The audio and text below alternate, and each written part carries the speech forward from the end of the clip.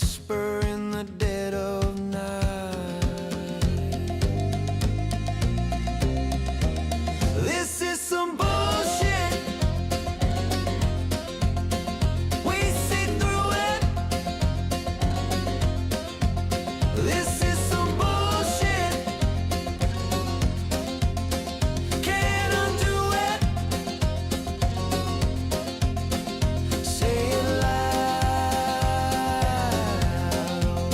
We won't quit. This is some bullshit.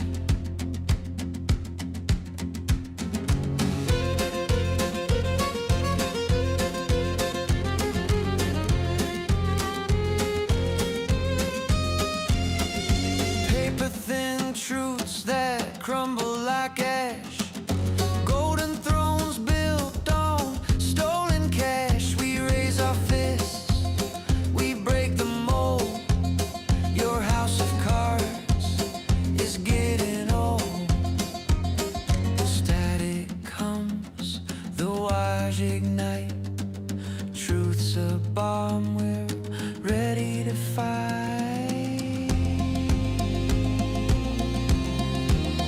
This is some bullshit. We see through it. This is some bullshit. Can't undo it. Say it loud. We won't quit. This is some bullshit.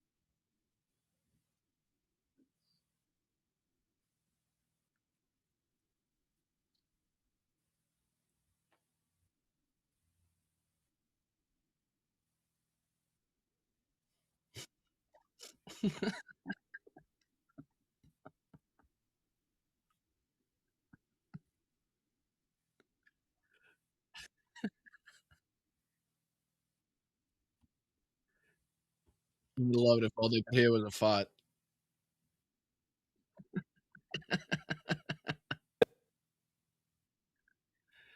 Somebody said they can hear me. What's up, guys? I'm sorry. I can hear you. I apologize.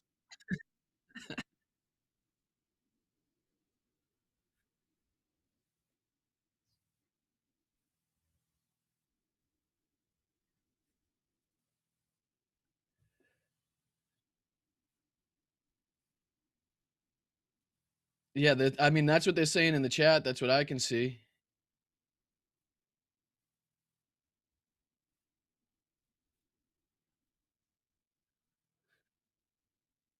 Well, just in case the chat can't hear you, I'll just let you guys know that he is working behind the scenes to try to figure this out because you're probably trying to read his lips right now, and I don't know how Yep. well you're able Hey, to do that, but he I've- is right now I've- trying to fix it behind the I've- scenes. So. I fixed it. I don't know what the hell the switch was, but there's no particular reason why this thing wasn't on there. I guess I had to take it off and start it again. Good old software. It was just one of those things like kick the fucking thing. Now I'll bring in my guests because we can be in here together. Ladies and gentlemen, the one and only Boston Brian, who's the ghost voice of the show. Appreciate it. Anyways, hit the like, Joe, blah, blah, blah, all the stuff I say. Lots to cover this morning, to say the very least, but welcome back to the show. It was good to see you on Saturday in Chicago. Yeah, I I had an hope. amazing time. I want to say thank you again for your hospitality and generosity. Same thing to Tom and Victoria as well. And then before we get too deep into anything, I want to say sending my as much love as I possibly can, the most healing vibes, and all of the hugs I possibly can to Summer, you, Oh, and thank your you. son. So Thanks, man. Thanks. It's been a weird 6 months, to say the I very know it has. least. And yeah, so I feel you. I know. Okay, oftentimes, especially when we haven't had a chance to like discuss at length a lot of the stuff that's going on. There's so many stories in the fire hose of news that almost any of them reaches some level of crisis point. So, what's your current favorite right now? And then we'll obviously be getting to the Epstein stuff at some point. But insofar as what you're seeing news wise, what's really standing out to you or not getting enough attention? Well, I mean, I think it's kind of two different things. Well, I guess it could be the same thing. It's all wrapped up in together. I still am shocked that, like, seeing what we've seen come out of these files, right? Just Hmm. what we know, not even talking about the redacted stuff, the 3 million plus files that we still have to find out.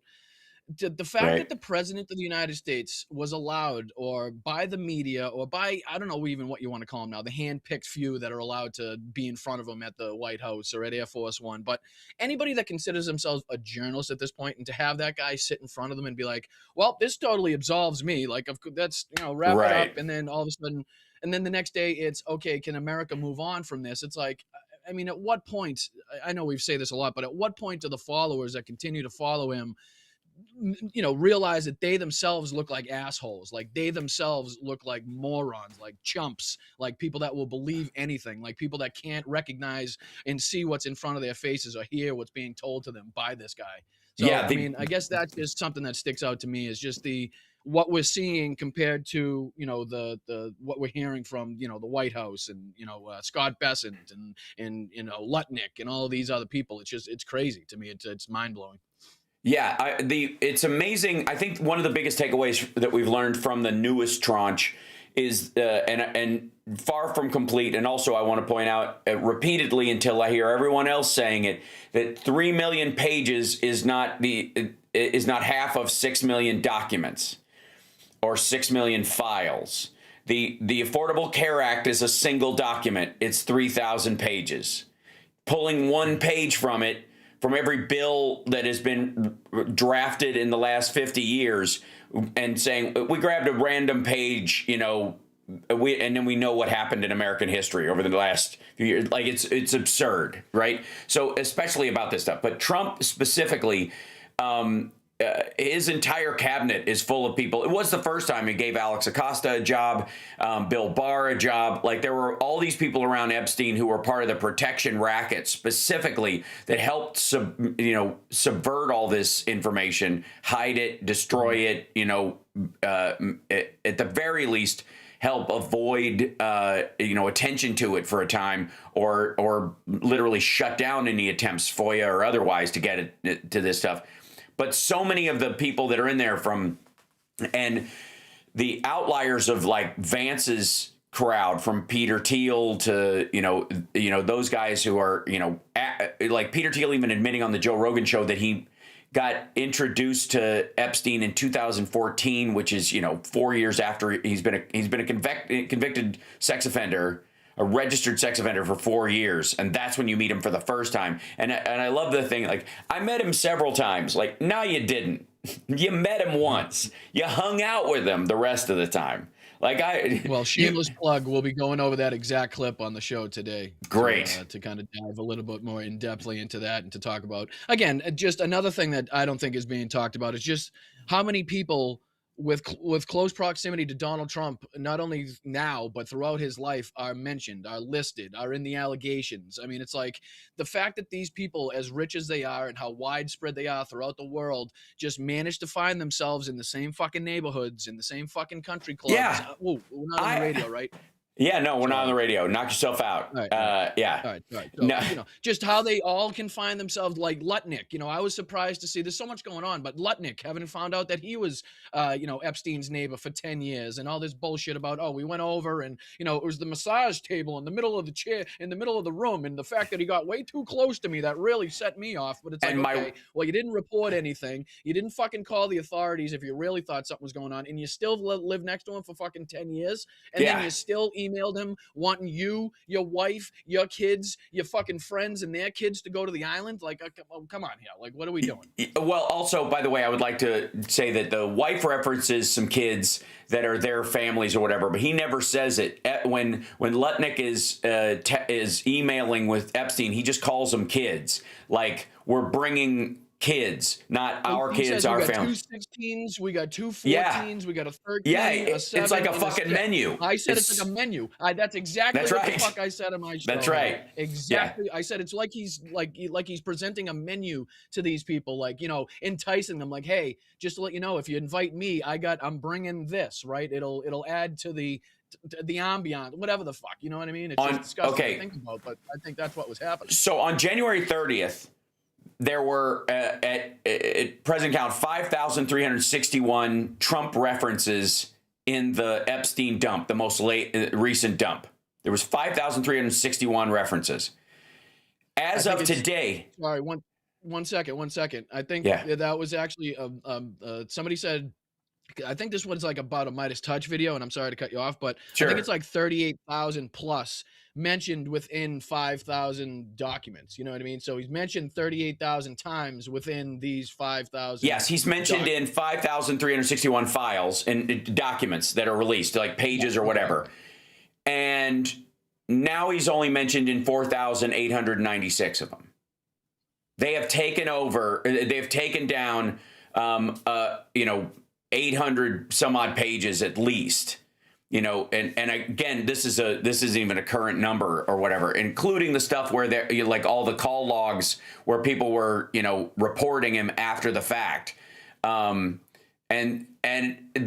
There is a coordination, like there's an odd coordination happening in MAGA right now. While there's this big rift between Ben Shapiro and Candace Owens and all this stuff that started with Charlie Kirk and is kind of wedging off onto this idea that Epstein is Mossad, and that's that's enough. As long as there's a Jew behind the bush, Candace Owens is like all in on whoever, and he's got a Steen in the end of his name, like that's her red flag. Not like she gave a big shit before. Right. She went on her, yay anti-Semitic tear or whatever. Like before then, she was happy to glaze this for Donald Trump. But now, right.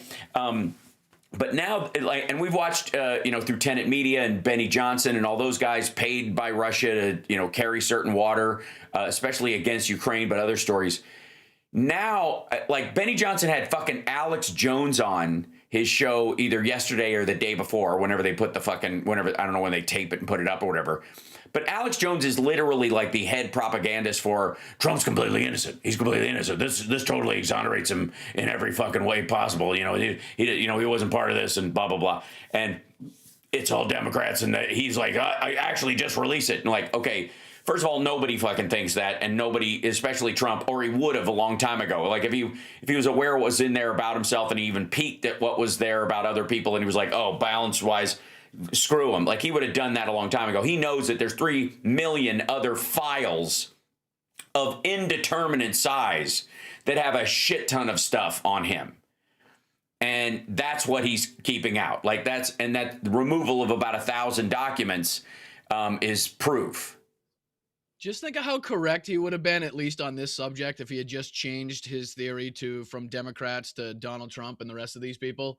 Like about, like the fucking, like QAnon, there's like a cabal of baby eaters. Like the stuff coming out of the Epstein files is like not that far off from anything that does, but he was just on the wrong, like he just had it completely backwards. Yes. And just continued to, and refuses to, list or name the people that are most prominently featured. You know what I mean? It's right in front of his face, and he just refuses to do it, and he just keeps digging this hole deeper, as the rest of them do. Yeah, there's so much awful in this stuff, and it never Like here, okay, here's an example. Let me do this with you real quick. Yeah, here it is. This is a picture of Donald Trump and Jeffrey Epstein in a room full of kids. Looks like a hotel room. This is allegedly a verified photo from the files itself. It's always hard to tell with the internet or whatever, but like, and again, just like this even looks like slightly newer, even if it's listed as 97. But who can say, right? Because he's always been dyeing his hair and all that kind of stuff, so it's hard to tell. But these guys were fucking buddy, and you know that the other 3 million files are all, I'm just going to call it, I think it's all Trump. I think there are 6,000 references to Elon Musk and 3,000 references to Peter Thiel and blah, blah, blah. And the 3 million documents that have not been released is all Trump. I'm just calling it. The idea that it's all CSAM or it's commercially available child pornography, which is the other, sales pitch that is just flat out bullshit. It's just nonsense. Yeah, and another thing people aren't talking about is like, my big question is, what do we do now? Like, where do we go from here? Because as far as I could see, Todd Blanche and the rest of the DOJ have made it pretty clear that they don't intend on, going after anybody further. They don't intend on, opening up any further investigations or looking at the investigations that were supposed to happen under the DOJ years ago, but for some reason that or a plea deal didn't happen. Why wouldn't they kind of, look back into those, all of the new information that's come out? So, I mean, you look at England, you look at Norway, like these countries have already had investigations, resignations, people, taking whatever accountability for, to whatever extent, whether they're stepping down. In this country, nothing. We got nothing, and it's a joke. It's like, okay, I keep saying on my show, the only thing more frustrating to me than not having the Epstein files released, right, and not seeing accountability and justice is having the Epstein files released, knowing the information that we do know now, and still not seeing justice and accountability for the victims. Like I couldn't think of a worse circumstance, a worse position for the victims to be in than having to relive all of these moments, having to put themselves out on camera, having to do the interviews, having to, expose themselves to the death threats and the maggot insults and all of this for a fucking theatrical sideshow that is going to lead to absolutely nothing. And they've put themselves through this again, thinking that they were going to get some justice and accountability, and this country is showing them fucking absolutely nothing. Well, first of all, that probably has something to do with the fact that Jeffrey Epstein's wingman is the president of the United States. And it's the same reason why Katie Johnson and others pulled their lawsuits when he won the first time, because they feared for their lives. There's an affidavit that Democrats made available about somebody talking about how Trump himself personally was threatening witnesses around this stuff back in the day. And he goes, this girl writing under the pseudonym of Tiffany Doe writes, I personally witnessed defendant Trump telling the plaintiff that she shouldn't ever say anything if she didn't want to disappear like the 12-year-old female so-and-so, and that he was capable of having her whole family killed. After leaving the employment of Mr. Epstein in the year 2000, I was personally threatened by Epstein that I would be killed and my family would be killed if I ever disclosed any of the physical and sexual abuse of minor females that I personally witnessed. Coming forward to swear truthfulness of physical and sexual abuse that I personally witnessed of minor females at the hands of Mr. Trump and Mr. Epstein, including the plaintiff, during the time of my employment from the years 1990 to 2000 for Mr. Epstein. I swear to these facts under penalty of perjury, even though I fully understand that my life, the life of myself and my family is now in grave danger. Like, this is a guy, I mean, you could argue that his whole bullshit about I could shoot somebody in the middle of Fifth Avenue and not lose any support was in effect a form of witness tampering to anybody that would come forward and talk shit about him. Right. That was, it's like, and so I don't understand. Okay. I guess I do understand. I guess maybe I don't want to understand. But like I was just watching a video about how many people that are on the Epstein list that Joe Rogan has had on his podcast with these fucking softball nut cradling interviews that he does. Not just Trump, but like Peter Thiel and Peter whatever, the guy who Barry Weiss hired, the health guru that Barry Weiss hired, that turned out to be Epstein's personal physician for years. Like, and he'd have him on the Epstein's personal chef, who has a restaurant in Los Angeles, and Rogan brought him on just basically to promote the place. Never asked him about work with Epstein for 4 years as his personal chef on the plane at the island in New Mexico, and literally just to help his fucking restaurant do well. Right. Well, even his reaction to the clip you were referencing earlier with him and Peter Thiel. I mean, he tries to kind of step in and help Peter Thiel by saying, "Oh, that was before the the arrest and the conviction." And Peter Thiel says, "No, it was after. It was 2014, so it was not only after, but much after." You know what I mean? And then Rogan kind of sits there like, okay. And then he tries to think in his head like another way to either, jump onto another question or obfuscate in some way to get him out of it. And Peter Thiel just continues to walk into the firing line in that one. That's why I'm going to go over it after the, on my show. It's like, between that and the, the question where he was asked, "Hey, do you want humans to remain," or, I'm paraphrasing, but basically do you want humanity to continue? And he's sitting there like thinking about it for 5 minutes, like, right. There's like, that's a nuanced thing. So there's like, I could come at that from both sides. It's like, what? Wait a minute. I know. Half the time when I hear this dickhead talk, I'm like, you know what? Do yourself a favor. Upload your brain to a computer and then blow your brains out. Like, if that's what you think is going to fucking happen, you weirdo, then get at it. Because it's not. Because what he's saying is the soul doesn't matter, and and the humanity is a mechanical object, and that's how you get to.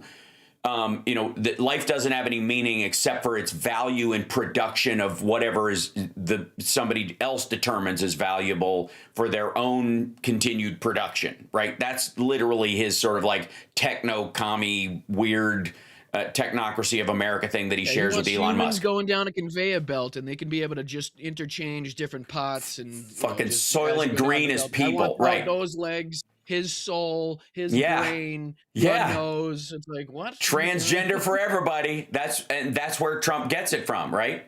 That's what transhumanism, and that's what he's talking about. And when he hesitates about, do you want humanity to continue or do you want, the human race to continue? The reason he's hedging is because he's thinking of transhumanism. He's thinking of humans plus that as we are, no, but which is like, half of it's just dipshittery, but half of it is him trying to like appear momentarily philosophical about, what it means to be human when you extend beyond it. Like, okay, motherfucker, if you wear eyeglasses, are you still a person? Yes. Then shut the fuck up. Like, it's so aggravating.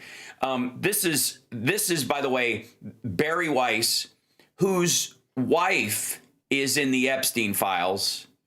Nellie, whatever I think is her last name. She hires this guy Peter Attia to and this is so on the fucking nose. Dr. Peter Attia apologizes after Epstein files show that he met with Jeffrey Epstein while his wife and son were in the ICU. His infant son had to go to the hospital, and he's like, I'm real busy right now. I can't possibly make it. His fucking infant son. Fucking people are Who sick, the you know what I mean? fuck? It's like all the emails. It's like all the emails on Christmas Day to Jeffrey Epstein. It's like, who the fuck is sitting around with their family in a Christmas tree, or celebrating Hanukkah or whatever you do during that time? Elon Musk. You know what I should be doing right now? I think I'll, instead of just soaking in this time with my friends and family and loved ones, what I'm going to do, I'm going to reach out to Jeffrey Epstein. You know what I mean? Right. It's like, and these people, and Todd Blanche the other night saying, well, it's not illegal to go to a party with a registered sex offender with his underage girl. Well, yes, the fuck it is. Like, I don't know who the fuck you think you're working for. Right. It's not illegal to party with Jeffrey Epstein. Right. Yeah. fucking ridiculous. And it's like, it's crazy to see it. I said the other day, it's like on one hand it surprises us, and on the other hand it's totally not a surprise, right? You know what I mean? We expected a lot of these people were capable of just ridiculous shit like this, and then on the other hand it's still crazy for us to actually see it, the allegations in writing, the evidence, all of the the pictures and everything else. It's still, as a human, as a person with a soul and a brain, it's still, it has a deep impact. You know what I mean? It's crazy to see. Yeah. Well, and the sort of almost unapologetic nature of a lot of it, where they even still, and this is kind of the hinky part. So I don't know if you saw, I did a Benny Johnson clip on my show, and he's followed up with Alex Jones. Alex Jones is now selling the idea that somebody bought Epstein's way out of prison, right? And this is my favorite conspiracy theory of all of them. Like, the idea that he didn't kill himself or whatever seems a little 70s to me. I got to be honest. Like a guy, or the little DC Madam, right? Remember the DC Madam who allegedly hung herself in her garage, who had a black book that had all these politicians' names in it, but the book's gone. She hung herself after burying the book in the Florida swamp, and then flying back home to strangle herself before, like, with her own hands before hanging herself in the garage, right? It seems a little like on the nose that he killed himself. So I've always said, look, if you're going to transfer $1.2 billion to Russia, how much would it cost to get you out of a building like that? Let's not think of it as a federal jail. Let's think of it as a tactical or military or a spy assault on a building. How much would it cost? Think of it like in millions of dollars. $200 million? What you're talking about as like bribes, or like an actual military exercise? Both. Or action? I mean, however you would do it. If you had to bribe some people and create false, you set off a bomb on the other side of town, so the police are busy with something else, and this happens. Like, the myriad of ways you could accomplish this goal of sneaking one person. All the cops are into something. You can steal City Hall. Yeah, exactly, right. Yeah. Die Hard. I hope that all of you understand that I'm setting you free. Right, whatever the fuck. If you're but the point I'm trying to make is, think about it for a second. Like, you're talking like $1.2 billion in just the 2 weeks around, like almost as a payment. How much would it cost to pay the guards? Pay somebody to, threaten the guards? That would be probably cheaper than actually paying the guards off, because they would have to hide the money, but threatening their lives would be really inexpensive. $1.2 billion. You're fucking right. Right. That's what I mean. And then find somebody that looks like him, give that, person fucking surgery, pay him to make them think they're swapping the guy out. And you're like, yeah, you're going to get a job taking over the island, and then you blow his brains out, or crush his hyoid bone, and and ship him in ice or whatever the fuck you do. But it wouldn't cost $1.2 billion. Right. Especially if Russia's involved, because they're good at the doubles. We've long since known that they use doubles for Putin in certain circumstances. So it wouldn't be that far fetched, especially with the amount of money that you're talking about, to be able to use and spend at your pleasure, at your leisure. You know what I mean? I don't think it's beyond the realm of possibilities. No. Well, that's why it's my favorite one. Like, if I was gonna say, if there's a conspiracy at all, if he didn't just hang himself, I don't immediately go to somebody killed him to cover it or whatever, because anybody like that's going to have a dead man switch. That's why they're scary, is because if I die, all the stuff comes out, right? That's what you would do. It'd be the only, if you were in the blackmail industry, like everybody says he is, like Howard Nutlick said, he's the greatest blackmailer of all time, the right kind of massage. And then my wife and I decided in the 6 or 7 steps, oh, really? You mean she told you, you dumb motherfucker? And then you both ended up emailing him for a family vacation at Epstein goddamn Island. Also the thing that annoys me, there is no landing strip on Little St. James. Nobody ever took the Lolita Express to Little St. James, to the Epstein Island. Nobody. Anybody's like, I never took his plane to the island. License, right? Yeah, that's absolutely. But most of them boated there from his private dock from St. Thomas, where Trump has a property. which is like a fucking way station for whoever was visiting the island. I guarantee if we ever got the guest list for Trump's St. Thomas or whatever the hell, it would line up exactly with everybody who was partying over there. Stay at the Trump place, and you'll take the boat over to the island, and then you'll party all day and all night, and we'll boat you back, and you can stay at the St. Thomas facility. Like, release those. You know what we've never seen?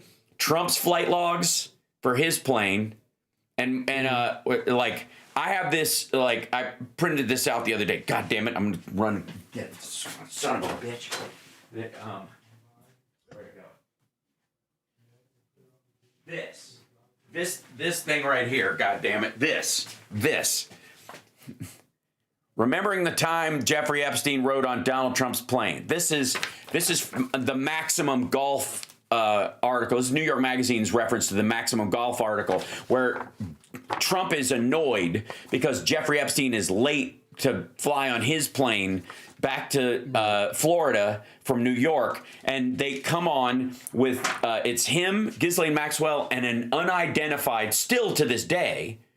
I mean, there's no record of who the fuck was this girl. Like, that should be part of congressional testimony. We know that Jeffrey Epstein flew on Trump's plane with an unnamed girl. Does Donald Trump have any record of who this underage girl was? Does Ghislaine Maxwell remember or say who this underage girl was? And the reporter left it out of the initial story, but talked about it later. It was in his notes. It was in part of the interview. And so we know that Trump lied about how many times he flew on Epstein's plane. How many times did Epstein fly on his plane?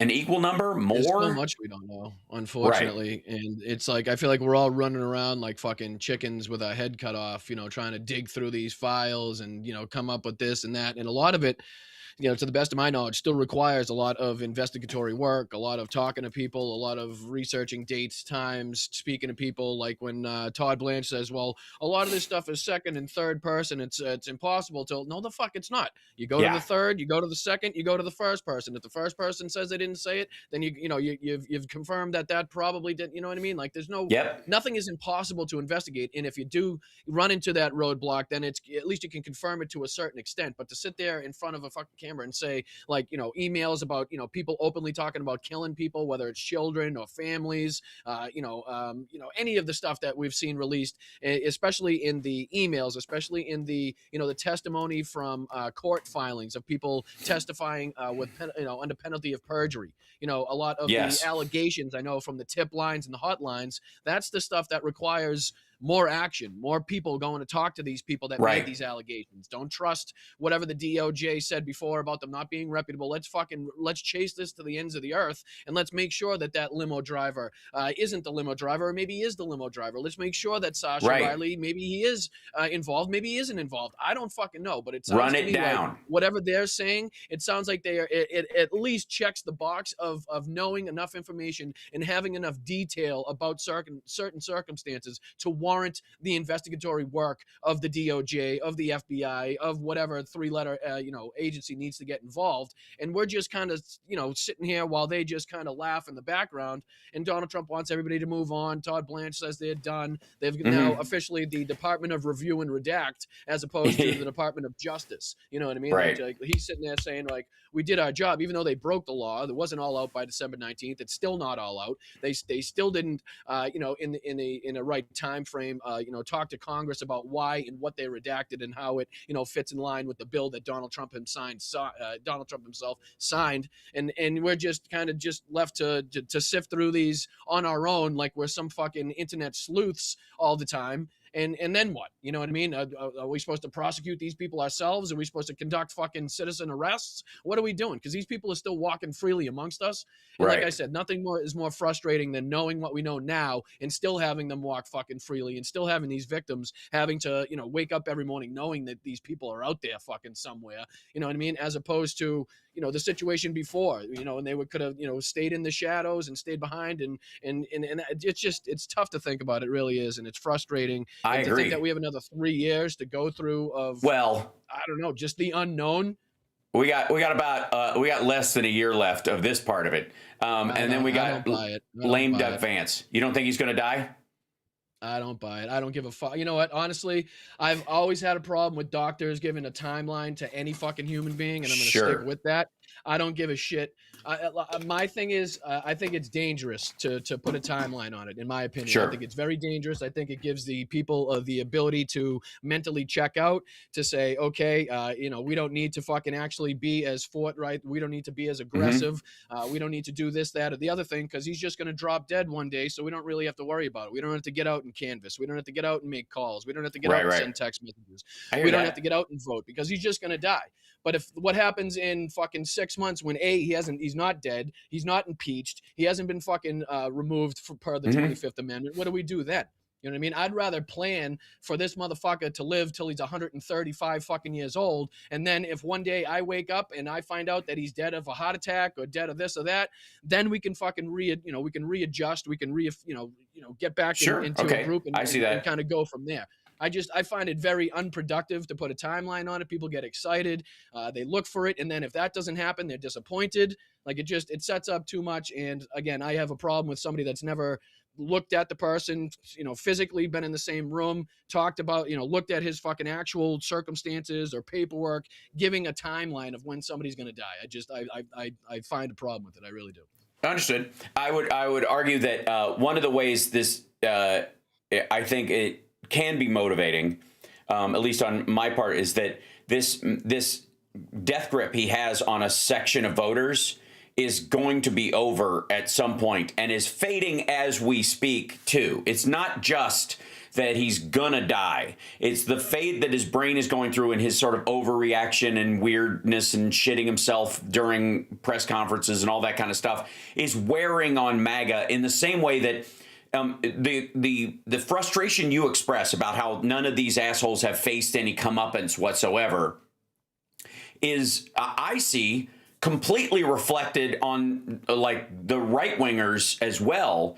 Even if they leave Trump out of the list, they're still just as frustrated. Like I'm sure you've seen all over Shitter. There's this whole like zero arrest Pam Bondi. They all want to blame her, even though she's not fucking up. She's doing exactly the job Trump gave her to do. Protect his rich and powerful friends. And another great example of that is, of course, this one. Elon Musk with his whole, like, Epstein tried to get me to go to his island, and I refused. And then we find out from this dump alone, and this stuff probably would have been redacted if he and Trump hadn't had a falling out, right? This is the one where he's like, I want to, when should we head to your island? On the 2nd. I could fly back on the 3rd. We'll be in St. Bart's. When's the, probably just him and his wife. What day/night will be the wildest party on our island? Which I think he hits the equal instead of the Y because it's, I don't know, it's not on my keyboard. It turns out he's such a fucking dork, and he's so fucking unlikable that even the pedophile ring of sex traffickers didn't want him on the fucking island. Yeah. They pretty much gave him the, oh, sorry, my schedule doesn't align with yours bullshit line. You know what I mean? Like, right. So it wasn't under his accord. It wasn't under his decision-making process that he didn't step foot on the island. If he didn't, you know what I mean? It still remains to be seen. Oh, he did.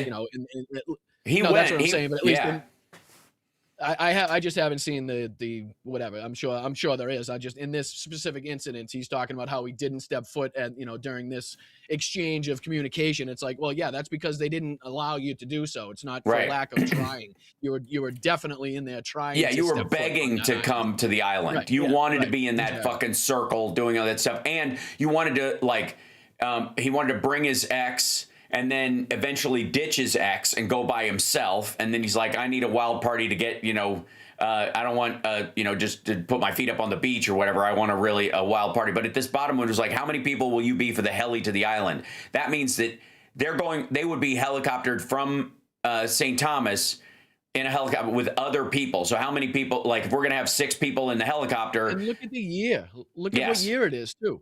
Yeah, 2012. 2012. Then 2013. If you're asking for the wildest party on a known pedophile's island, where again, by that time, I'm sure it had been reported in the news, at least to some extent, what the hell had been taking place there, and then to request, and then to pretty much like you said, grovel and beg for the wildest night at that place. I think that says a whole hell of a lot. You know what I mean? Yeah, and also it's almost like that's what attracted you to it. Like Peter Thiel was on. Let me see if I can find this. I wanted to show you this one. I thought this was pretty funny, real quick. So they just fired a bunch of reporters at the Washington Post. They like shed 300 reporters or whatever. This is from Pino Americano, whatever, some like right-wing thing. I have a message for the hundreds of Washington Post employees who lost their jobs today. 1, Trump is still your president. 2, leer to code. Sorry. Just like, I think he meant learn to code, you know, obviously. But is that a reference to the Minnesota fraud thing? No, I think remember how that place was misspelled? It said leering, not learning. Yeah, maybe it was. Maybe that was a little too inside, I would argue. A little too dry for the room, as it were, just to make yourself look stupid, which is equally stupid. That's just my guess. That's a good guess. Really that's a good poll. I like that. That said, I wanted to look at this sort of Epstein-Trump-Musk matrix, which fits the Epstein-Trump matrix with other supporters, like other people in his circle, other people that he thinks are okay or who deserve a special. And again, Bill Barr, Alex Acosta, Pam Bondi herself, who could have torn up the non-prosecution agreement, right? And didn't. You've got and oddly enough, like Kash Patel, who arguably his live-in boyfriend, the big donor dude that he lives with in Vegas, right? You know about that guy, right? That they basically share a house here. Yeah, really? Oh, hold on. That's yeah, you gotta enjoy that one. Okay, like Kash Patel, his boyfriend. Vegas, whatever. It'll pop up, but yeah.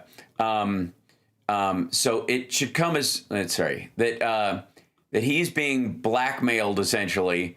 The idea is that he's in a he says he's in a relationship with Alexis Wilkins, whatever. But let's see, where is it? That's the one with the podcast, right? Yeah, the girlfriend. Yeah, no. Well, I think you're thinking of Stephen Miller's. Yeah. Okay. So Michael Joseph. I remember Cash was getting called out for doing the podcast at the time of one of the shootings. I forget which one. Yes. But, I don't know if it was Charlie Kirk or the other one there. Or during the Charlie Kirk manhunt, as it were. Right. This guy Michael Joseph Muldoon, who. They traveled to Scotland together in 2019. 2022, Muldoon's charity gave $10K to the Cash Foundation. They live together here in Las Vegas. So he's got a girlfriend in Nashville, but he's got a roommate. The director of the FBI, who comes to Vegas more than he goes to Nashville. And is stinking fucking rich, right? Yeah. In Patel? I don't know how rich he is. I mean, it could be a smokescreen. There's a lot of, faux rich people. You know what I mean? Right. But, so these guys, travel a bunch together, and then he gave him $15,000 to his foundation or whatever. This guy right here. This is the guy who lives with Kash Patel in Las Vegas. Looks like a thumb. If you've hit it with a hammer, right? Yeah, he's exactly. So yeah, don't, because if Kash Patel is watching, and he probably is, that might excite him, or bang his head on the screen. So he lives in this gated community with this guy who's a timeshare millionaire. And it's super odd. Like, it's just one of those things where you're like, you don't want to run this down. You don't want to clean this up somehow. These are the people that are supposedly lovers of the nuclear family. Is that how the nuclear family? Yeah, exactly. His girlfriend lives in Nashville, and instead of getting a place there, he keeps his place in Vegas with this dude. Whatever. And look, again, I'm not here to yuck anybody's yum. This is one of the things about fucking Lindsey Graham. The world would be a better place if people like him were able to live openly, because they wouldn't take out their frustrations on the rest of the fucking planet all the time. So, and I think there's a big element to this, and the picture that he sent out of himself looking like a leather daddy certainly does not help, quell these fucking rumors. But again, it goes to that whole point of like, what have you got to hide, and how do you control that, right? How do you, how do you control somebody specifically? Well, if they've got a big secret they're afraid to show because the environment that they're in, the cultural nature of their group or whatever, their in-group, whether it's right-wing, Christian, neocon, whatever, being gay is a no-no. So therefore, if they're gay, you can really get a noose around their neck and, and use it as a leash.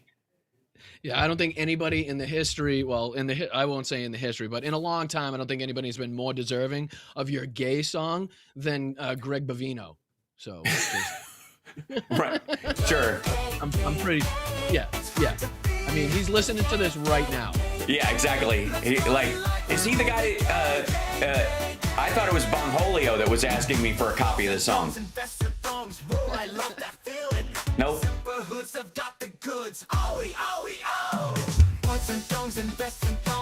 Everybody's wanted to see us dance to this together, I'm sure. So, anyways,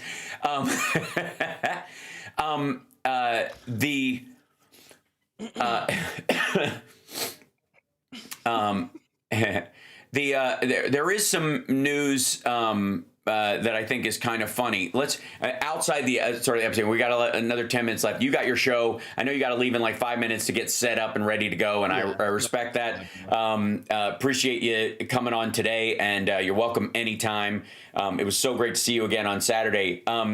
The French judicial authorities raided the headquarters of Shitter in Paris yesterday. In connection with a politicized criminal investigation into alleged manipulation of algorithms and purported fraudulent data extraction. Sound familiar? Sounds like they tried to do a private Doge within the French system over there, which is a little more open and fluid than ours would be. Is this stemming from the same story that I reported on a couple, maybe 2 or 3 weeks ago? Remember how Grok in the States was accused of releasing graphic images of underage kids? Is that the same thing that they're investigating in? No, the Europeans already have the European AI Act or whatever they put out has certain limitations on what you can do, and the irony is that you could use that feature in the States, but outside the States you couldn't. In Europe, anyways, you couldn't use it. And now they're releasing and that was a beta version allegedly. So they're releasing this whole Grok 1.0. Imagine 1.0 is whatever is a way of cleaning up. That was a beta version. That wasn't even our first alpha version, of 1.0. Now there's a big ad on the top of fucking X about Grok, image 1.0, basically to try and bait them away from it. We didn't mean to do that, when he abso-fucking-lutely meant it. And you'll be able to buy your way into making your own Epstein videos on Grok, as an act of free speech anytime. He and Vosh ought to have a fucking channel together at this point. Well, it's ridiculous. Even his statement of saying, well, I'm not aware of even a single image or a single case where that's happened. It's well, that's ridiculous because, again, we just reported on something very similar in the States a couple of weeks ago where, again, Grok was accused of creating or disseminating or whatever it was in underage, images of underage kids. You know what I mean? Yeah. It's so to play like you've never heard of such a thing and this is news to me type of thing. It's well, that's just complete horseshit. It's almost like you saying that you never tried to step foot on Epstein Island. Yeah, exactly.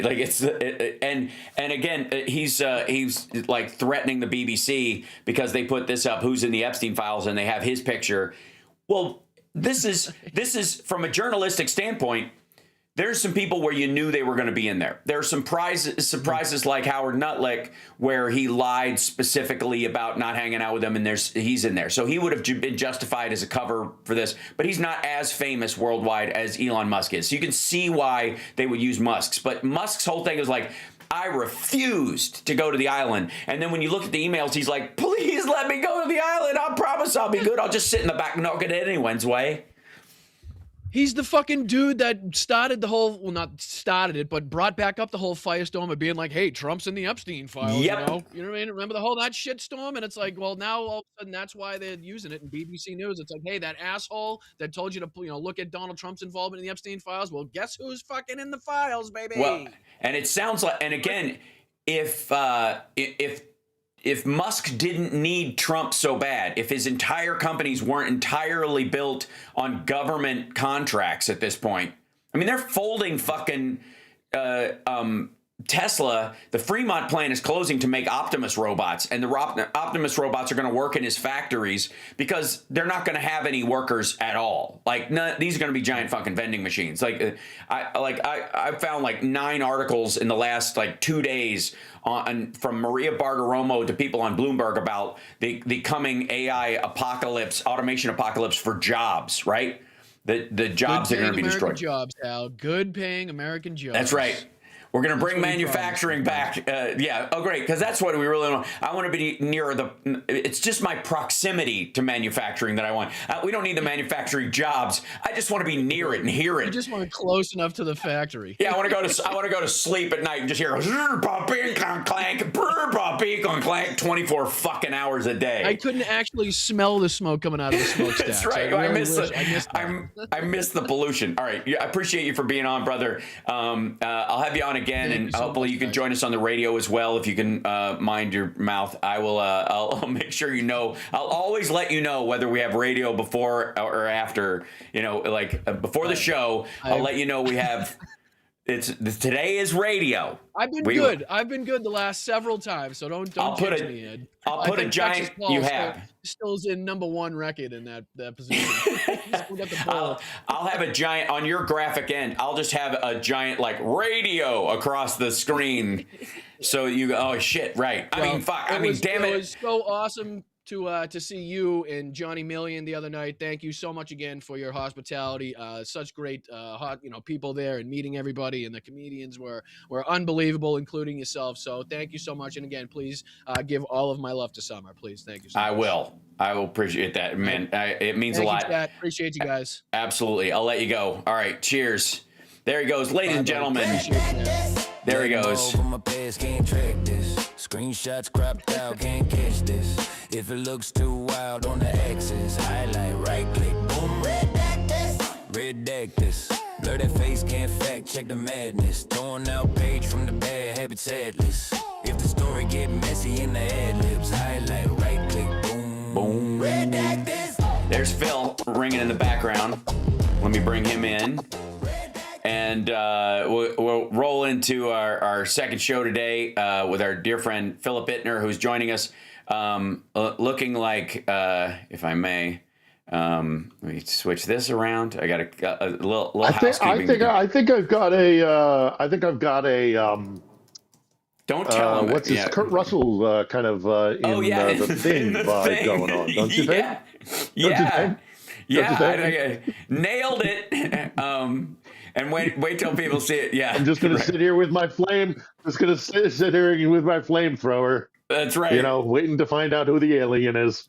Yeah. Oh, hold on. I gotta put you in the screen here real quick. There we go. It's in this guy. Here you go. Oh, there we go. And people will be. There you go. It is. Yeah. Nailed it. I mean, arguably, you could view the movie The Thing in many ways could be an allegory for the Ruska Mir. For the war. Yeah, right. Well, for Russia and what it wants to do. It wants to infiltrate and then, accumulate, right? That's the purpose. Yep. And absorb and, parasitically live off the other. Yeah. Yeah. Yeah, that's amazing. about right. That's about right. Yeah. Well, yeah. It's nuts here. Yeah. So, first of all, glad you're safe. Glad you're with us. Chat room agrees, and let me bring those guys in with you while we're talking a little bit. Yeah. See, the embed link is fine. Okay. But in this, we've been looking at this obviously the Epstein stuff has been breaking over here with the 3 million files that 3 million pages. I almost bought the same bullshit. That, of course, is one page out of 50 million pages of stuff that's in the files or in the, the evidence itself. And, it's easy to release 3 million pages of almost anything in government and still get away with it, and selectively, right? Selectively picking stuff. This is a trick that that the Russians have been great at for a long time. Let me see if I can open this up for you guys. Where you lie with the truth, you lie by omission, you release a detail that's true without the mitigatory and like equally valuable details that points the person's ire or whatever in one direction. Like the Azov battalion 25 years ago is not the Azov battalion of today, but that because they were that a long time ago. It's like what Dinesh D'Souza does with, like, the Democrats were the ones against ending slavery and the Republicans were the party of Lincoln who got rid of, like, yeah, they switched places in the 60s over the civil rights movement, dickhead. The Dixiecrats became Republicans. The parties basically switched names and went on, ahead of time. The Democrats have been the party of the people that were against slavery, the abolitionist party, ever since. It's so fucking stupid. But, this is a trick that the Russians have used for a long time to undermine governments. The Ukrainian government back in the day with Yanukovych and all that kind of stuff. No, they're experts at information warfare, and they have been for centuries. They're arguably one of the best. Right up there with the Brits. The Brits and the Russians, and we're no slouches either. But the Brits and the Russians are in a whole different world, and they've been like this for centuries. Especially, I point out the Russian thing about, before we called it gaslighting, we used to call it a Potemkin village. The whole idea of a Potemkin village comes from when, Potemkin, who was a lover, who was one of Catherine the Great's lovers, took her down to Crimea because she had just quote unquote conquered it, and put a whole bunch of facade buildings and dressed up people to shower her with praise and stuff like that. We used to say that for decades. I mean, that's when I was growing up. Before we coined that gaslighting thing, and then you look to the Soviet era and the Cold War and all the information warfare they engaged in there. What they do is they try to manipulate the perception of reality. And what happened in the 90s, and I always find this interesting, and it's always a story that we've discussed it in the past, but it's always a story I bring up, is that I saw the rise of Vladimir Putin in the 1990s. And one of Putin's most important members of his circle was a guy by the name of Mikhail Lesin. And Mikhail Lesin was the one who ultimately would create Russia Today, which at the beginning was actually a Russian channel. And then they tried to turn it into a Russian CNN or Fox or whatever you want to call it. So that's when they got onto satellite and cable. But Lesin's whole thing was, you don't have to convince anybody of a truth. You have to make them disbelieve the reality they see. You don't have to give them a narrative that they can hold on to. You just have to unsettle the what they see right in front of their eyes, and then just discombobulate them with whatever. This is very, I think probably this is like kind of where Steve Bannon got it. I mean, Lesin was the architect of it. As an addendum, by the way, in the run up to the 2016 election, Mikhail Lesin, also who had immigrated to the United States because he became quite wealthy, was found in very, very suspicious circumstances, dead in his Washington D.C. hotel room the day before he was supposed to speak to the FBI. And again, I stress this is in the run up to the 2016 election. This is Trump land stuff. Right. So they're very, very good at this, extremely good at this, at confusing people, at making people not understand or believe what is right in front of their eyes. And I think the Trump administration has learned lessons from that and is employing it. I don't just think it. I mean, I see it. Once you have the codex, you know, and you can see Yeah. it, and Right. it's all over the Trump administration. This kind of Russian psychological warfare, information warfare. It's all over, and also, these are fish that are swimming in the same waters. I mean, you look at Tulsi Gabbard, you look at Patel, or all the kind of all that kind of QAnon, all what we've seen in the States domestically. I am Right. convinced that that's not a coincidence. I definitely think that, and I am not saying that like Russian agents like trained Americans. They found fellow travelers. They found people that they could manipulate, and they could infiltrate this information warfare into them. Right. And then they would find traction in the United States or further in the West or wherever. And it's been so devastatingly destabilizing to liberal democracies. I mean, if the KGB had 4chan Oh my God. in the 1960s, my God, how things would be different now. So it plays into their strengths, and they're do not estimate the enemy. The Russians are extremely good at it. They're Right. about as good at it as I say, anybody in the world. I in terms of kind of information, not just warfare, but espionage, signal intelligence, whether it's human signal intelligence or it's signals intelligence from other electronic sources and things like that. Few countries on the planet are as good as Russia, and I think probably the Brits are up there, but and we used to be. Hey, yeah, did we get it? We did. What? Power! Yay! Just got power. All right, excellent. Just got power. Just got power. Fantastic. Oh, great. Fantastic. It's going to take a minute or two to heat up, but I could turn on the lights, so it's not quite so. You're fine. I would be more concerned with you being able to put your batteries on the chargers so you fill them up. Oh well, yeah, I got my primary one on the charger, so I'll disconnect it from this one, connect it to the mains. Give me a moment.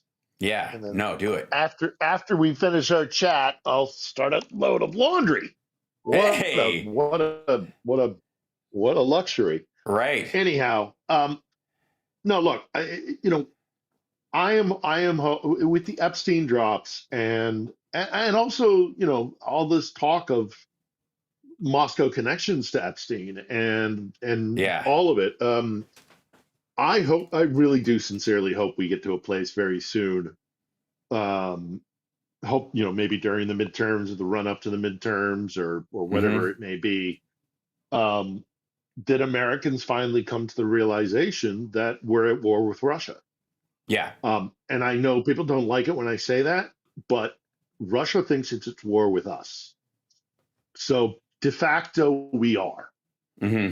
It's the reality of the situation is that the Russians see Ukraine as a proxy war. They see they want a resurgent Russian empire. They see their primary enemy as the Anglo-Saxon world, and they see America as part of that sphere, because there's the real like deep-seated hatred of England. They think Wall Street is controlled by London and the royal family and things like that. I mean, there's a whole mythology that the Russians live by in pretty prominent circles. This is not a rare opinion. Is that this idea of the Anglo-Saxon and transatlantic alliance between America and America? I'm sorry, America and Britain, in which Britain is the senior member of the partnership. They really still see London and the royal family and the kind of the aristocracy and the rich fat cats in the class system in the UK as the ones pulling the strings, which always makes me chuckle. But regardless, they do. So they think that we're doing the UK's bidding. And wow, yeah, like Candace Owens thinks we're doing Israel's bidding, and I personally think, judging from the Epstein files, that the White House has been captured by Big Toner, because the people who make toner are making money hand over fist as news organizations print this shit out. I have a theory that the Epstein files are actually a cartoon about a character named Blocky, and if you flip the pages, you can watch him fall down a flight of stairs. I will say there are a couple of things I want to show to you that are from this is the stuff between him and there are a bunch of things that came out in this. There were a bunch of like Vatnik assholes on Shitter and other sites saying I'll read them to you because this is tiny type, but you know whose name isn't in the files? Vladimir Putin. We're like, okay, first of all, yeah, he is over 1,000 times, and that Epstein was seeking to advise, had relationships with Lavrov and Medvedev, and he's meeting with this guy Thorbjorn Jagland. Terje invited me to come to you in Paris on Thursday. Can you confirm it? It's the same procedure as last time, which is just fucking weird. Like, show your ID to get in the special club and walk down the stairs and wear a pink carnation, whatever the fuck they do to be part of this hidden little underground. That I can stay with you, promise not to make noise or ruin you. English is a third language. Coming directly from Moscow, meeting with Putin, Lavrov, and Medvedev. Like, this is part of the circle that they operated in, and the intelligence circle that he operated in as well. This is him talking to Peter Thiel. Vitaly Churkin, Russian ambassador, most involved. He and Lavrov control. If you give me a time, I will try to set up just us. Meaning Jeffrey Epstein setting up a meeting between Peter Thiel and Vitaly Churkin. And Lavrov, in theory, that like, give me a time and we'll set up a meeting in Russia between Epstein and Peter Thiel. There's another one from Peter Thiel. Lunch with him. I want people to notice the date on this one. This is 2016. This is 2 years after allegedly he met Epstein for the first time, and they are lunching on the fucking regular. There's even another one. 2017, November 27th, 2017. This is when, Trump had invited Epstein to the White House for New Year's, allegedly. Like, these guys were all just continually knocking boots around this stuff. And this is the stuff that's been removed. And then people just reposted it. The stuff about Trump in particular. And they put people in there and then blacked out stuff that Trump couldn't wipe away or hide or whatever.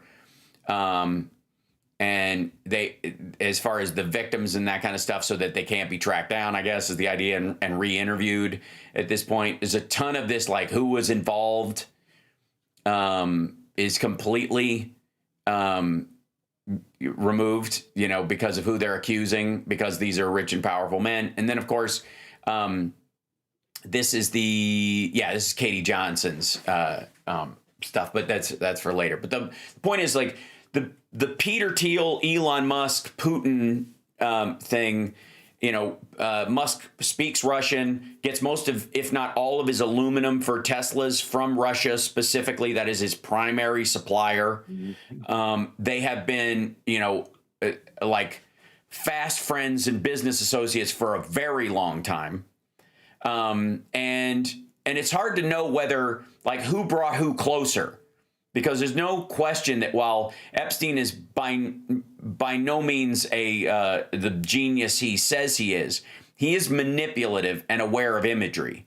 And so that, in the same way, that is the talent scope that Russia operates in, the manipulation of, language and culture. And and also getting compromat and using it against, and finding fellow travelers and finding useful idiots. All of this stuff is connected. And people have made this big thing about, well, no, he was a Mossad agent. He was hanging out with, he had Ehud Barak, and had so many Israeli connections. What people need to realize is that that's not mutually exclusive. Yeah. If you travel to Jerusalem or Tel Aviv today, you will hear as much Russian as you will hear Brooklyn English, because it used to be. And I covered Israel for many, many years. I traveled in and out of Israel, and when I first started to going to Israel in the early aughts, late 90s, early aughts, you would either hear Hebrew or you would hear, as I say, I'm being slightly facetious when I say Brooklyn English, but you would hear New York English. You'd hear a New York accent English. That was just something you heard the conversations being held in. Or let's get more generous, American English. That's because there were so many American Jews that would split their time between Israel and America, or were raised in America and moved back to, they went and they did their time on a kibbutz and fell in love with Israel and came and lived, but they're raised in American, speak with an American accent. As the aughts progressed, and as we saw more Russian immigrants coming in, you hear Russian. You hear Russian, that American English or Hebrew on the streets of Tel Aviv or Jerusalem. It started actually even further back in the 80s, when the USSR was in the middle of a collapse, was headed towards collapse, and they opened up a program where they let Russian Jews, Soviet Jews, emigrate to Russia, and then these people were called the refuseniks, because they kept applying for application to move to Israel, and for very many years they were refused it. And then eventually Gorbachev gets in and he lets them out. That gets the toehold in Israel, and these became very, very wealthy men. And then even more so after the collapse of the Soviet Union, because they just start siphoning money off, and they're already living very nice lives on the Mediterranean. Right. So to say that, like, he has to be Mossad or the FSB or the GRU, it just betrays or reveals ignorance of modern day Israel. And also just spycraft on a global stage. It's not. There's a lot of murky stuff, and there's a lot of connections that are, especially in the world of spies, like the idea that the number of double agents and how stuff ran. I want to bring up something and kind of show everybody this part of it, because I think it's hard to grasp until you see just how prevalent it is. And this is a combination of stories from 2016, 2023, when a lot of Russian news was starting to make its way around. There was a bunch of, there were a bunch of stories that came out about the sort of the interdisciplinary world of spy agencies when they, they're in that the enemy of my enemy is my frenemy situation, which is how I personally that the quote should go. But there's a lot of overlap in this shit that I think people jump past in an attempt to create kind of black and whites in a very gray world, especially when it comes to espionage, blackmail, control of people, that kind of stuff. So this is, let's see, Soviet infiltration of Israel spy agency Mossad is the most serious blow to Israeli intelligence since the 70s. U.S. intelligence also was breached as a result, U.S. sources revealed. Mossad has been penetrated by highly placed Soviet moles, and a full-scale internal counterintelligence investigation is underway, the intelligence source said. This is, I believe, in 2016. Mossad, the KGB, and the FSB, how deep and is the cooperation? So they work with each other. That's how you sneak some people in. That's how you ingratiate some people and get them to go, well, this is one of our, where we're compensating. And then that person gives you cues and it helps your other person who's a real mole sneak into where they are and runs cover for them in these cooperation agreements so that if there's something hinky about the Russian who's visiting, they can steer people away from it, is essentially. And that's what was happening in the U.S. too. And that's why Trump got all fucking pissed off when all the European countries were expelling 2 Russian diplomats during the whole, breach that was going on early on in his first term. And we punted 60 of them because they were all engaged in this shit. And Trump went, no, everybody else is kicking out 2. We should only kick out 2 because these are his fucking friends. He was the guy running cover for them. He was, and I think because he was a useful idiot, not because he understood how shit worked, but because Putin was like calling him and going, this is bullshit. We would never do this. I'm your buddy. And he's like, you're my buddy, right? The KGB and the FSB's primary focus was domestic counterintelligence and intelligence gathering. The FSB, as the successor agency, continues to focus on internal security and counterintelligence. Mossad is primarily that. They had limited cooperation, but the CIA and Mossad had the same kind of similar, limited cooperation. But the Russians used it as a way to punch a hole in and get control of the situation. And this guy, a high Israeli military expert, confesses to spying for Russia. Israel's done. This guy was a analyst for the Joint Chiefs equivalent in Israel, who was spying for the Russians. He was sitting in the Situation Room, their equivalent of the Situation Room, taking fucking notes and giving it to Russia. And so the idea that Epstein, again, is 100% Mossad or 100% Russian is a completely unnecessary, fabricated straw man limit on what the guy was doing. He clearly didn't give a shit which side of the bread the butter was on. He just wanted to be on that side, no matter who was involved. And it was a power issue. And he had something to offer all of these skeevy motherfuckers, whether it was helping the Scott Ritters of the world enjoy their trips to Russia or flying Ehud Barak to his fucking island. The whole point was, being close to power. And is anybody surprised that so many of these girls came from Warsaw Pact or directly from Eastern European, bloc countries, absolutely. And they brag about it. Fucking Epstein's broodmare. Absolutely. Epstein's quote girlfriend, the dentist who was the last person to speak to him the night before he died, is from fucking Belarus. She's a Belarusian dentist who magically got her, has no clients, but magically got her certification in the United States the same way, Melania got a genius visa. Soviet records show a number of agents in high Israeli places, including lawmakers, military engineers, and a senior general. They were this is when in 91, all these things broke loose. This is what they'd had fed into there. And eventually they would weed out some of these folks, but this is about the time Epstein's laying down the groundwork, right, of what he's doing is all during this period. And I am sure that many of those girls were, Black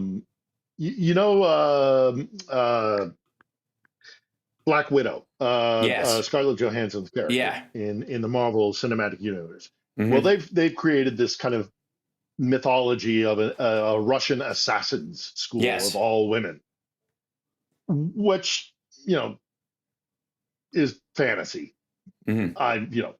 But having said that, what isn't fantasy for sure is that there was, and it's well known, that there were schools within Russian intelligence units, foreign in particular, that did train beautiful young women to be honeypots. I mean, Malcolm, our mutual pal, Malcolm Nance, tells the story of when he was in the Navy.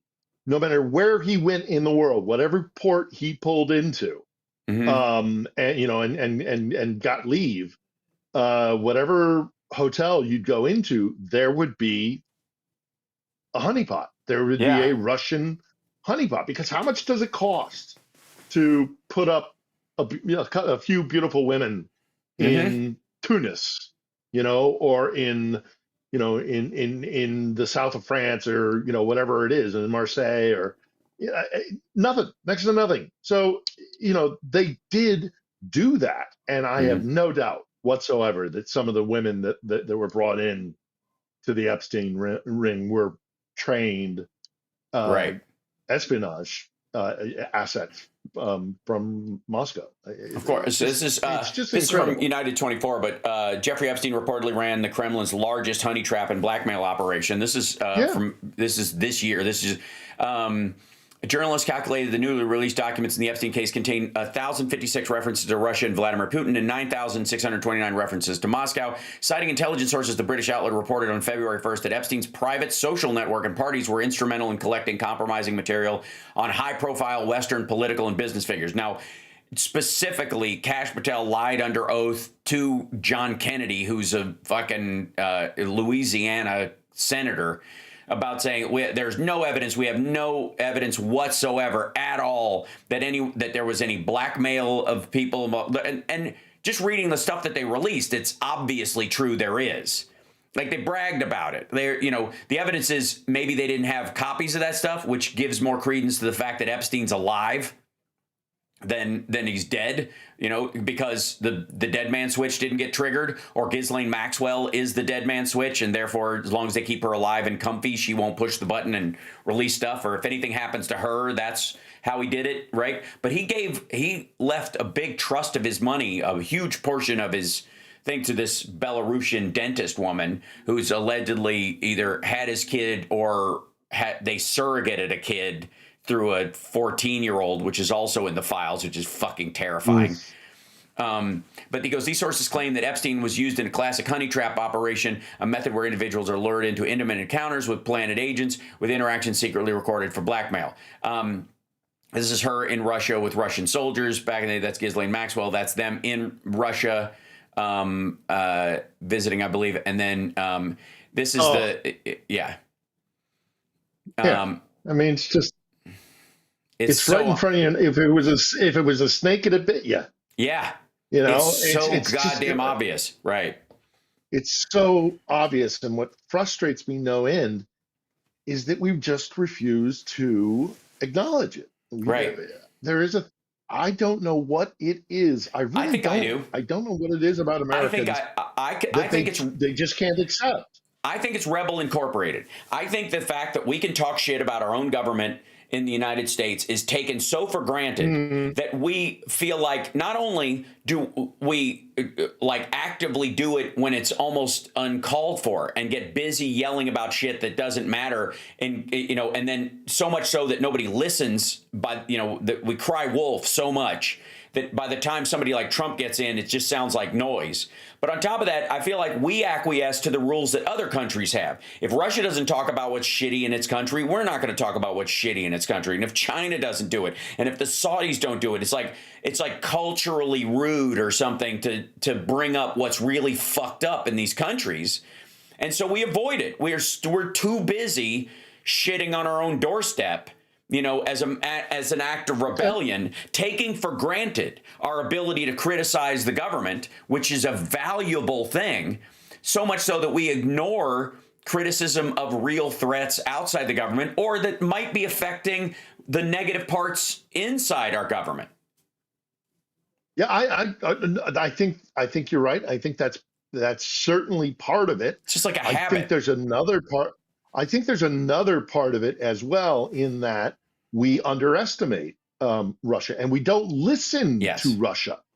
I mean, if you listen to the Russians themselves, Right. they will tell you we're fucking with you. Yeah. We are attacking you. They think I it's mean, there's hilarious. that.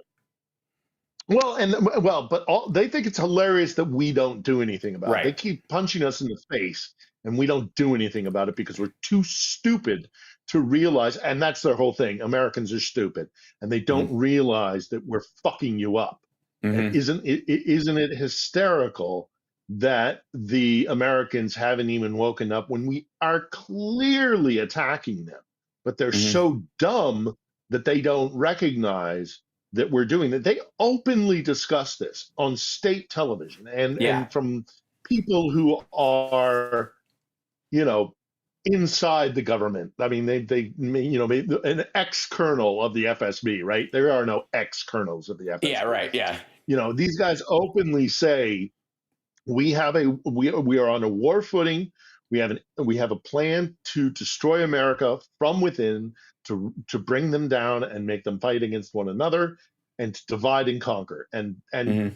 they're open about it. They're absolutely. Yeah. What I think you're right. I think that we do have a thing where we're like, um, you know, we shit on ourselves. We're much more interested. We're more myopic. Yeah. We're much more concerned about, and we also think that everything that happens on the planet is we're involved in, and we are the um uh you can't remove us. We're the non-removable country. Everything Yeah. is The we are the essential. Yeah. center of gravity. Yeah. You're right. We're the We're the essential country. we're the I center, my and dear friend. Yeah. My dear friend Judy Toll, who I it loved, doesn't take into account. who created Yeah. Sex in the City and had it stolen from her. She wrote the movie Casual Sex, and she was super funny. She passed away, bless her heart. She had one of my favorite jokes ever in her stand-up, which was, and it very much applies to the sort of United States. Is she goes, my shrink and I figured out what my problem is. Apparently, I think I'm a piece of shit that the world revolves around. And like the essence of that joke is largely, I mean, Tucker Carlson, fucking Rusty Trombone, Jimmy Dore, the TYT. You could argue Rand Paul, like any Ron Paul follower, every sovereign fucking citizen, every right wing maggot, every left wing black bloc. We think America is a piece of shit that the world revolves around. So much so that there's an egotistical push away of any reality outside the United States. And so we cede that ground to be seized by the most awful, like politicians and villains in the fucking world because we don't want to touch it with a 10-foot fucking pole. Well, take a look at what's happening here. Yeah. In Ukraine right now. I mean, thank God lights are back. That's wonderful. Yeah.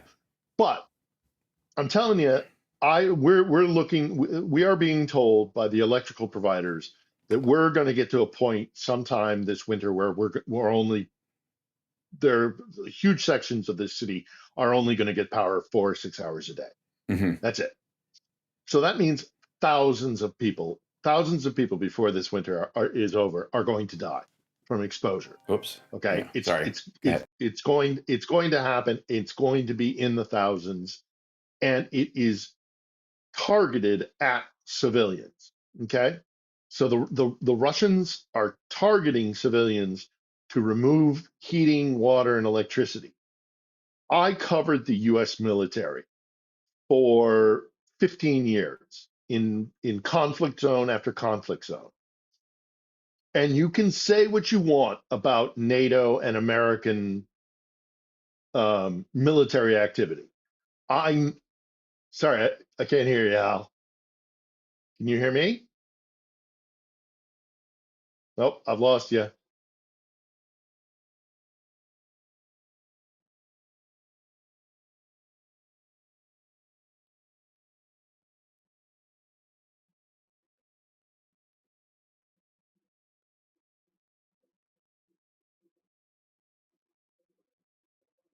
Nope. Still can't hear you.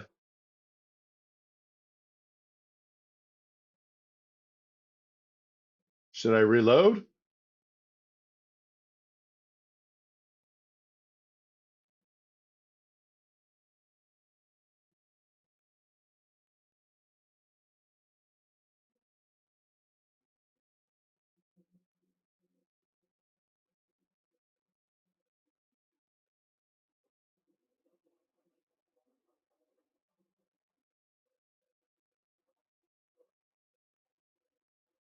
Let me reload.